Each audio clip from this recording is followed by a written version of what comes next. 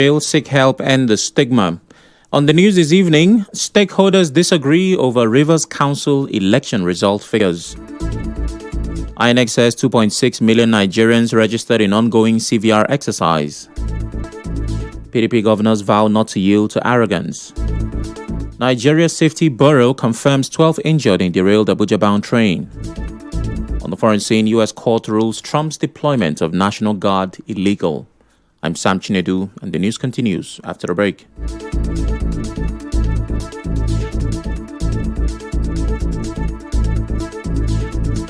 Congratulations, you're in the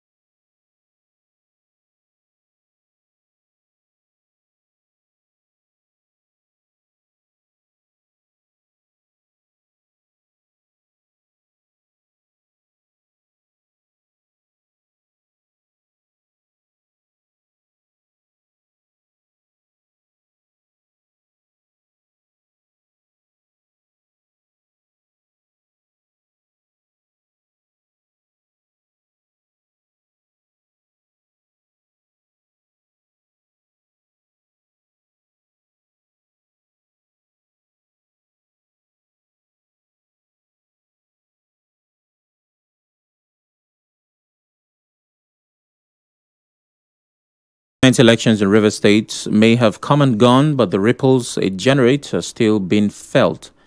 This comes as the International Society for Social Justice and Human Rights have commended Rivers people for what they believe was a boycott of last Saturday's local government election. The chancellor of the group, Dr. Jackson Omenazu, told correspondent Oenka Chinwosu that the boycott is a signal that the people will no longer allow illegality to be legitimized.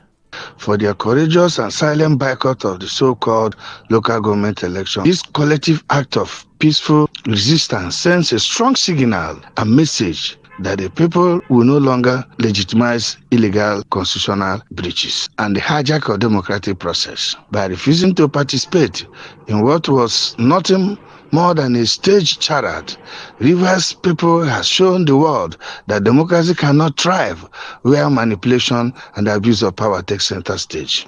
He called on Rivers people to remain vigilant and not allow any force disguised as governance to thrive in the state. Remain vigilant against democratic usurpers who seek to undermine the rule of law and trample upon the right of the citizens. No force, coercion, or emergency decree disguised as governance will thrive in Rivers State and Nigeria anymore. We urge peace-loving, democratic-minded Nigerians to continue to stand firm and defend the sanctity of electoral rights. Silent boycott of the election serves as a powerful reminder that the sovereignty of the people remains the cornerstone of our democracy. Also, civil rights activist Aruchukwu Ogbonna described the process leading to the council election as undemocratic and dictatorial, adding that voter turnout was very low. The content, the quality of democracy in terms of people's participation in the process being people-driven has gone down. It has gone down substantially. As we travel further on the journey of democracy, the whole thing is becoming increasingly undemocratic and much more dictatorial. Ms. Aruchukwu also noted that the elections lacked ideological clarity, warning that accountability will be difficult under such a system.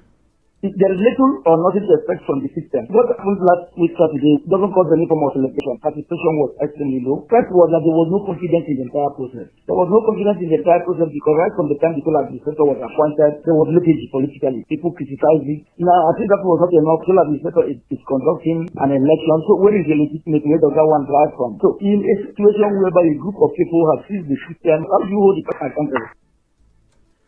But an educationist, Dr. Ben Nyewisira, says the outcome of last Saturday's local government election has proven that elections can be conducted in a peaceful atmosphere. Nyewisira spoke with our correspondent, Emeka Otuka.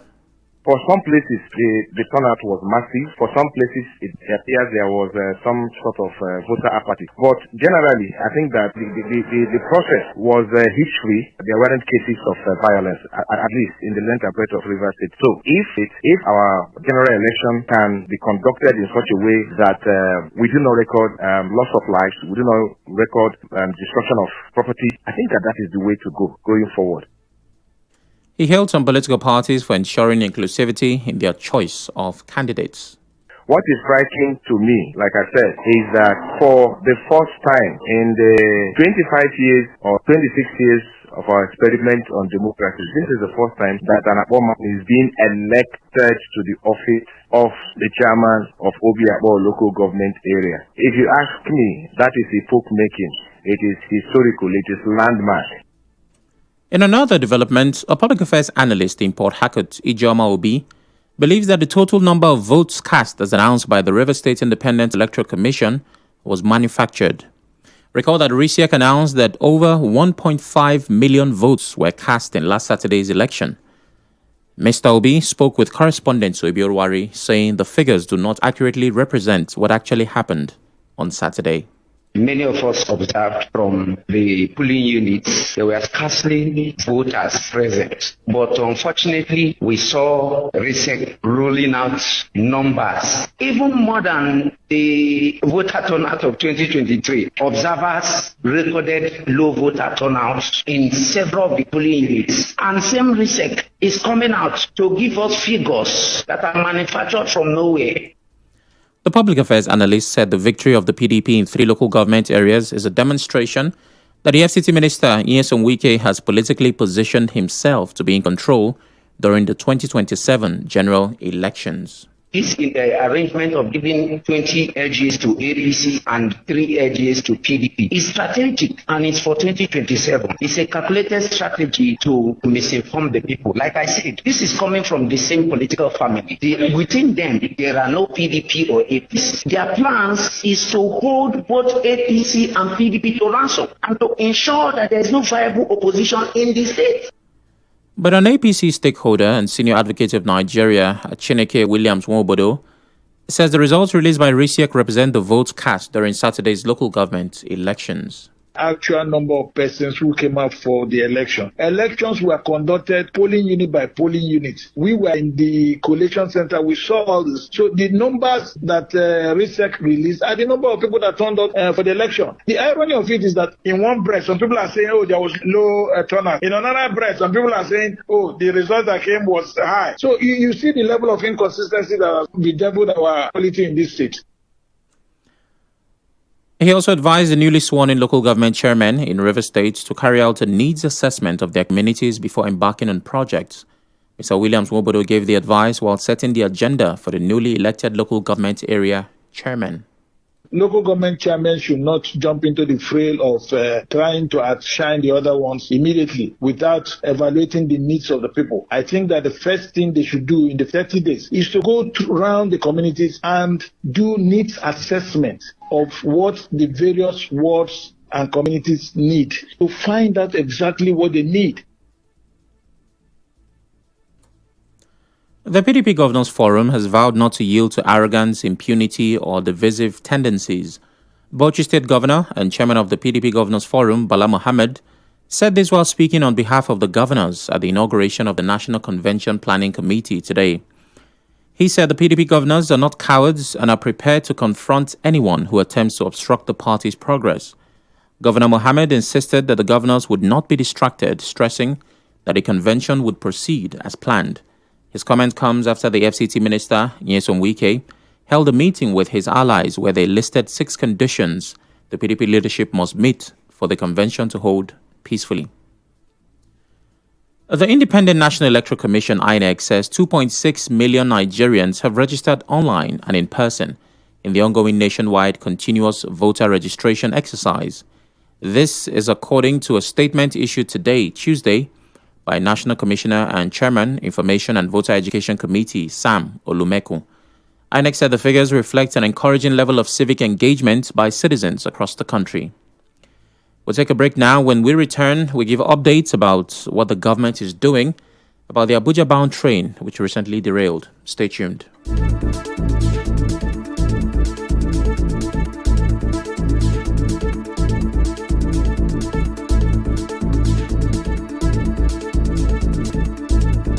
Special announcement. The chairman of Emoha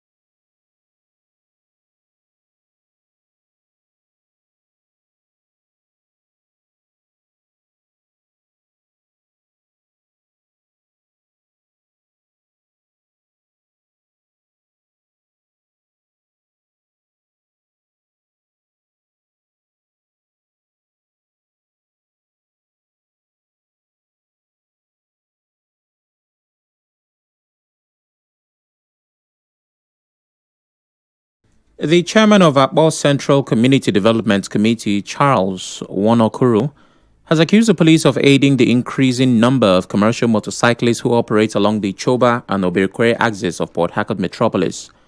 Recall that the Rivers State government, during the tenure of former Governor Chibike Amechi, placed a ban on commercial motorcycle operation across Port Harcourt City, Eleme, and Obiakbolko government areas. But in recent times, there have been consistent flouting of the ban and driving against traffic by some motorcyclists popularly known as Okada riders. In an interview with correspondent Namdi Samwala, Wonokuru alleged that most robbery and bag snatching incidents are carried out by these Okada riders. We are handicapped because the police, they collect money from them instead of impounding their motorcycles. They have been causing a lot of trouble in the land. They use it to rob. They drive one way. It's not as if we've folded our hands. When we apprehend them, the relevant authorities that are supposed to prosecute them will free them to go. Security is everybody's business. Everybody in our various communities should be security conscious. The University of Port Harcourt has warned final year students against reckless behavior during the popular sign-out tradition. Speaking with correspondent Namdi Samwala, the Dean of Student Affairs, Professor Chima Nwokocha, said the institution has banned all forms of irresponsible acts often associated with the event. Professor Nwokocha explained that while students are free to write on their shirts, they must not spray money, pour liquids on themselves, or engage in car racing on campus. There was this thing about signing out with sachet water, which of course we banned. Now a new kind of sign out has come out where final year students get drunk and drive cars at breakneck speeds, carrying their colleagues, hanging out of the windows, some sitting on the booths. That is no way to celebrate sign out. We graduate students in character and learning. And we don't expect them to bring character that is found in the park. Let me not even use the word sign out, because you can never really sign out till you defend your project. Professor Nwokocha also urged parents to caution their children who drive to school, adding that most students who indulge in excessive spending on campus use police escorts and government number plates.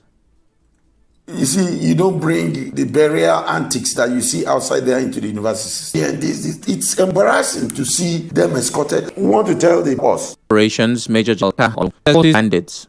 His statement comes after former governor of Kaduna State, Nasir Ahmed, sending food to them describing it as a kiss the bandits policy. Onumajuru said experience had shown that such an action does not work. He noted that rather than pay bandits, the armed forces has what he called a national DDR program anchored around Operation Safe Corridor in Gombe State and Zamfara State for the northeast and northwest regions. The Nigerian Safety Investigation Bureau, NSIB, says 12 people were injured out of the 583 passengers on board a train that derailed in Abuja. The Director General of the NSIB, Captain Alex Bade, disclosed this while giving updates on the ongoing investigation.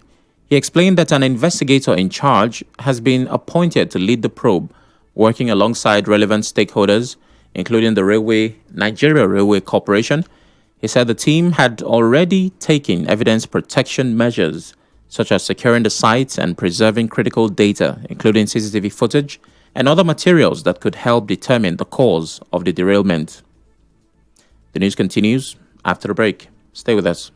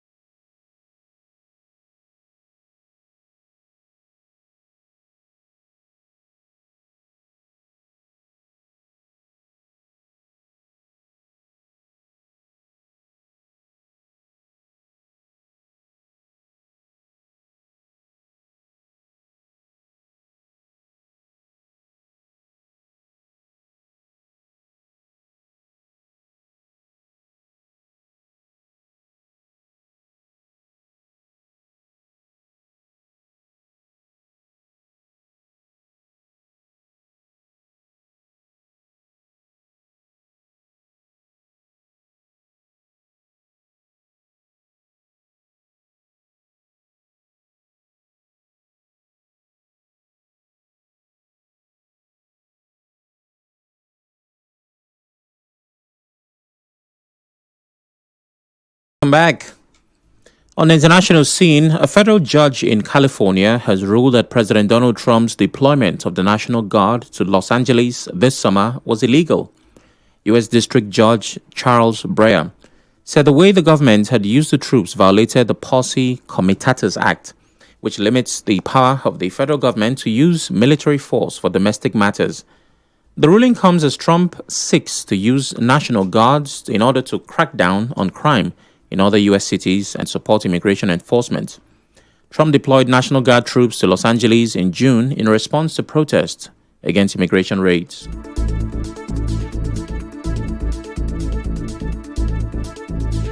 And that's the news for this evening. But here are the headlines once again. You heard that stakeholders disagreed over figures released by RISIEC in last Saturday's council elections. We brought reports that INEC said 2.6 million Nigerians registered in the ongoing CVR exercise. You heard PDP governors vowed not to yield to arrogance. We also reported that Nigeria Safety Bureau confirmed that 12 people got injured in the derailed Abuja-bound train. On the foreign scene, we told you that a U.S. court ruled President Trump's deployment of National Guard was illegal. The news was edited by Onyeka Chiwonsu. To reach the news team, send an SMS or WhatsApp to 0808-721-7215. I'm Sam Chinedu. Thanks for listening.